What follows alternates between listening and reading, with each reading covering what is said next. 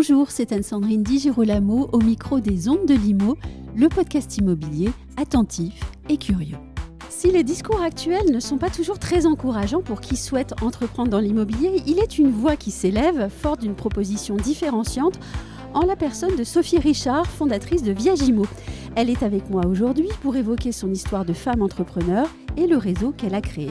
Nous essaierons ainsi de répondre à la question de savoir s'il est possible d'entreprendre différemment dans l'immobilier.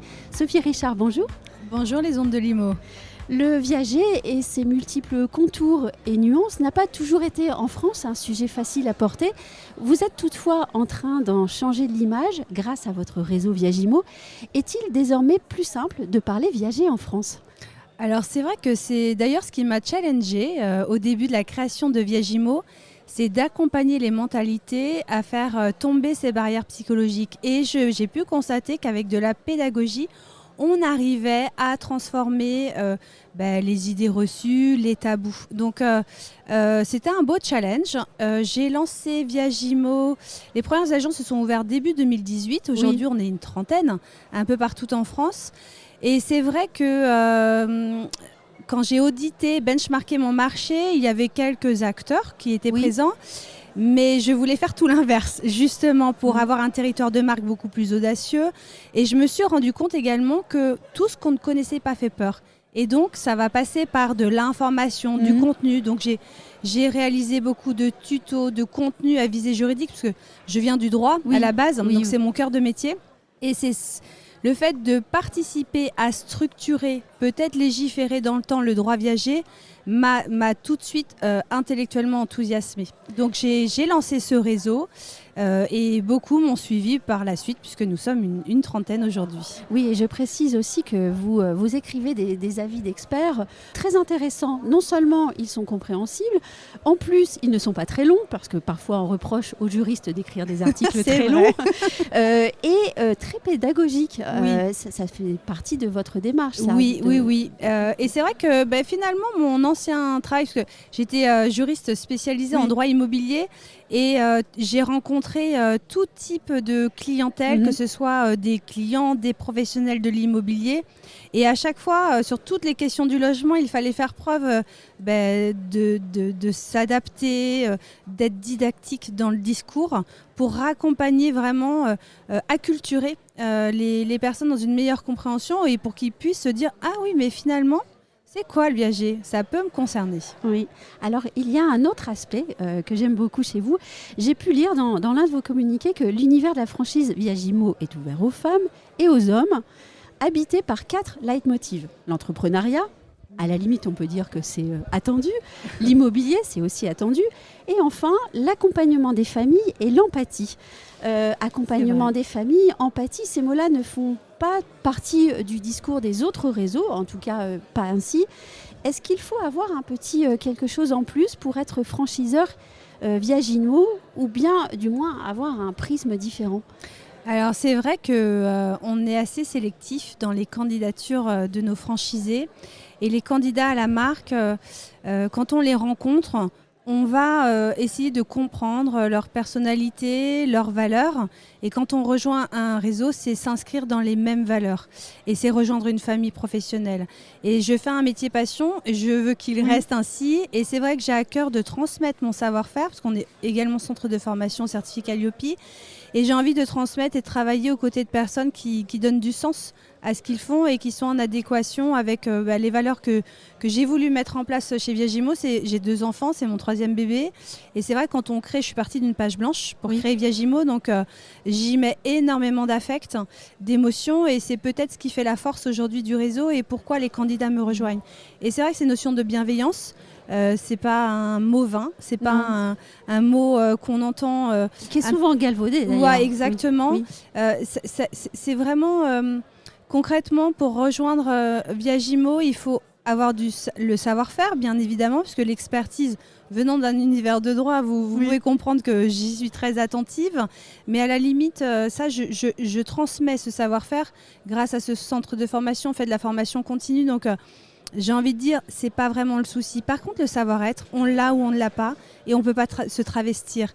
Et la bienveillance, c'est ces soft skills, une écoute active. Il y a différents types d'écoute, mais l'écoute active, la sincérité des échanges, ça ne trompe pas. Et quand on évolue dans le domaine du viager, on doit rassurer. Tout ce qu'on ne connaît pas fait peur, comme je vous le disais, et on doit rassurer nos vendeurs. On doit rassurer les enfants des vendeurs. On doit rassurer le notaire qui va nous apporter l'affaire, la recommandation. Et si vous n'avez pas généré ce lien de confiance qui est intrinsèque, qui fait partie de vous, alors vous ne ferez pas de relation d'affaires. Dans le viager, ça ne fonctionne qu'avec ces qualités de bienveillance, d'écoute active, d'accompagnement, de proximité. Et c'est notamment la raison pour laquelle j'impose avoir une agence physique à ce jour, parce que c'est pas un réseau de mandataires, donc c'est un lien de proximité, un lien social, d'échange qui est très important pour les vendeurs comme pour les acquéreurs, véritablement. Une famille professionnelle au service des familles dans un moment qui pour elle est souvent d'ailleurs très particulier. Tout à fait, et par rapport à la notion de famille, c'est très intéressant ce que vous soulignez, parce que finalement on s'associe avec des personnes qui nous ressemblent sans le vouloir forcément, et indirectement les membres du réseau, beaucoup entreprennent en famille. On a beaucoup de couples qui ont ouvert leur agence Viagimo, on a également une maman avec sa fille. On a également un oncle avec son neveu, et c'est chouette parce que finalement l'idée reçue qu'on pouvait avoir sur le viager et la famille, de se dire on va déshériter les enfants, c'est un tout autre message qu'on porte, et c'est vraiment cette nouvelle vision d'apporter que le viager est contemporain avant tout, et bien qu'il date du temps des Romains. C'est une vente ancestrale, mais pour autant, c'est une vente qui est résolument moderne, parce qu'il va s'inscrire, il va apporter des réponses apaisées à tous les maux que nous connaissons actuellement. Et je ne peux que réagir à ce que vous venez de dire, même si la question n'était pas prévue. On dit souvent qu'il n'est pas facile de travailler en famille, et là vous me dites que vous avez énormément de liens familiaux au sein des agences. Alors c'est vrai, et preuve en est que j'ai même le père que j'ai pas cité et son fils qui ont ouvert une agence, et qui en ont ouvert une deuxième et une troisième. Et c'est également la force du réseau, c'est que plus de 30% de mes franchisés ouvrent leur deuxième point de vente. Et ça vaut tous les chiffres market du monde, parce qu'ils ont confiance dans la marque, ils renouvellent leur confiance et dans les valeurs. La parité est aussi quasi parfaite dans votre réseau, c'est une autre information importante.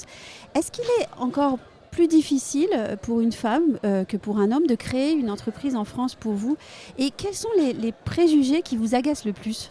Alors c'est vrai qu'on a une parité parfaite au sein du réseau, et j'en suis fort satisfaite. Je ne suis pas du tout dans les combats de féminisme. Pour autant, je suis une femme avec des enfants, j'habite en province, et c'est vrai qu'il y a beaucoup de clichés. Et je vous avoue que quand j'ai fait mes premiers salons à la création du réseau, c'est pas que j'étais pas considérée, mais peut-être insignifiante finalement. Et j'avais peut-être des sourires un peu en coin en disant, voilà, la jeune qui vient de province, qui veut monter une franchise dans le viager, non mais n'importe quoi. Et finalement, ça a été encore plus moteur et challengeant de se dire, pas de souci, moi je prône la compétence. Donc à moi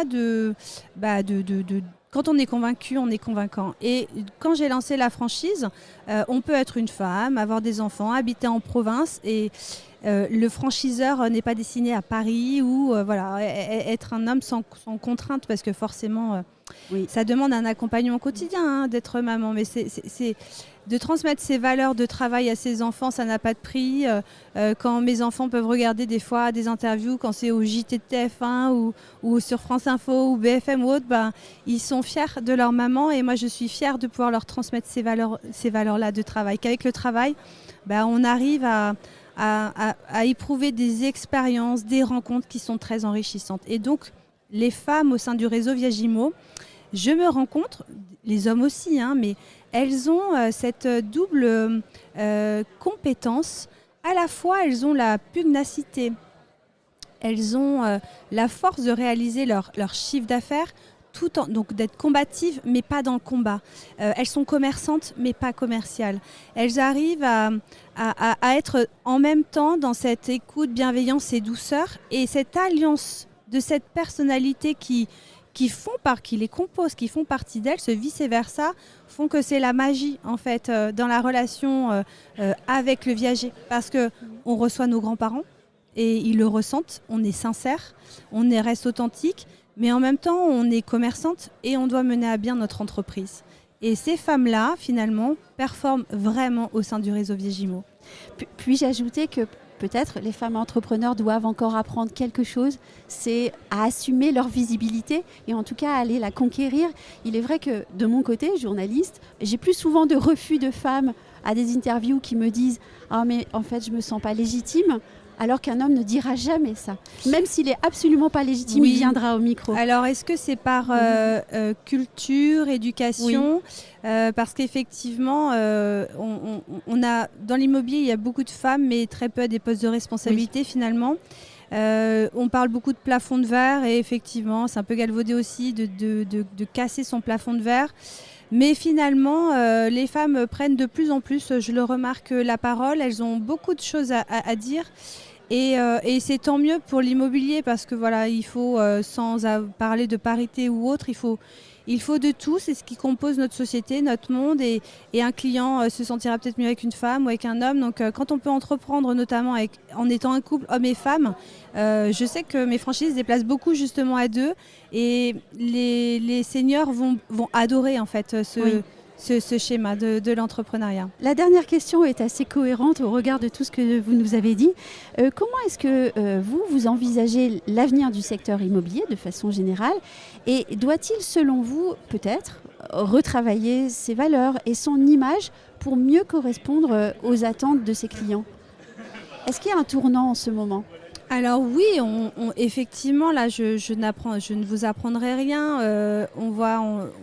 Pareil, le mot résilience, c'est pas mal galvaudé, mais finalement, c'est faire face, c'est savoir se repositionner, c'est toujours avoir en tête que rien n'est acquis et qu'il faut toujours regarder dans le rétroviseur. Quand on est numéro 1 quelque part, on fait jouer les chiffres un peu comme on veut, mais finalement, encore et toujours, malgré la digitalisation de certaines relations, c'est là où on voit que la proximité, créer son réseau d'apporteurs d'affaires, la recommandation, c'est ça qui fait la différence. Et effectivement, on traverse une crise immobilière, donc c'est vrai que dans l'univers du viager, cette conjoncture, que ce soit l'immobilier, la flambée des prix de l'immobilier, l'impossibilité d'avoir recours à l'emprunt. On peut avoir une banque qui va vous prêter de quoi financer un T2, mais vous avez besoin d'un T4. On n'est pas concerné par ces freins-là, parce qu'on n'a pas besoin de recours à l'emprunt pour le viager. Donc c'est vrai que de manière générale, on a une crise immobilière, la résilience, rester sur notre cœur de métier, se performer, intégrer des réseaux d'affaires peut-être, et passer du temps. Voilà, passer du temps avec les uns et les autres, les clients et les apporteurs d'affaires. Et quel est le vœu le plus cher de la fondatrice de Viagimo ? Que mon métier reste une passion, voilà, et de jouir de tous ces pas, parce que finalement, Viagimo s'est lancé il y a 5 ans maintenant. On est entre 6 à 8 ouvertures par an, donc je suis fière du travail de mes équipes. On est ensemble là, au congrès de la FNAIM et on passe... Voilà, j'aime aller au travail, je ressens que mes collaborateurs aiment être dans l'univers du viager, le challenge, je vois la reconnaissance aujourd'hui et je me dis ouais, c'est chouette, je vois toujours le verre à moitié plein. Voilà, je suis plutôt dans ce profil-là et quoi qu'il arrive, c'est des expériences mais tellement enrichissantes. Donc mesdames, en tout cas, si je peux finir là-dessus, n'ayez pas ce syndrome un peu de la bonne élève, parce que nous, il faut que tout soit parfait finalement, tous les feux soient ouverts pour qu'on y aille pour faire une interview par exemple. Et un homme par éducation se posera peut-être pas ces questions instinctives.